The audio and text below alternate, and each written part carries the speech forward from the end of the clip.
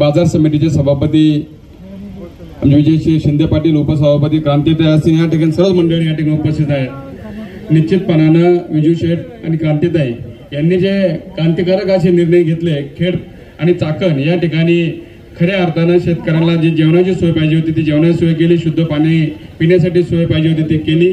निश्चितपणानं मागच्या काळात कधी हे कोणाला जमलं नाही, ते तुम्ही करून दाखवलं, हे निश्चितपणानं वाखाणण्याजोगं आहे। कारण कधी पण आपण मानतो ना, काही कामं अशी असतात ती कुठेतरी लिहून ठेवण्यासारखी असतात, ती कामं तुमच्या भविष्य काळामध्ये कुणी काम केलं, कुणी चालू केलं। जसं महाराष्ट्र राज्याचे मुख्यमंत्री एकनाथ शिंदे साहेब यांनी लाडकी बहीण योजना आणली, कुणी जरी मुख्यमंत्री झाला पण लाडकी बहीण योजना एकनाथ शिंदे साहेबांच्याच नेतृत्वाखाली भविष्य काळ चालू राहणार आहे, किंवा त्यांनी जे केलं त्यांचंच नाव जाणार। तसंच तुम्ही जे हे योजना चालू केली, भविष्य काळात सुद्धा तुम्ही सांगितलं ओपीडी चालू करणार आहे।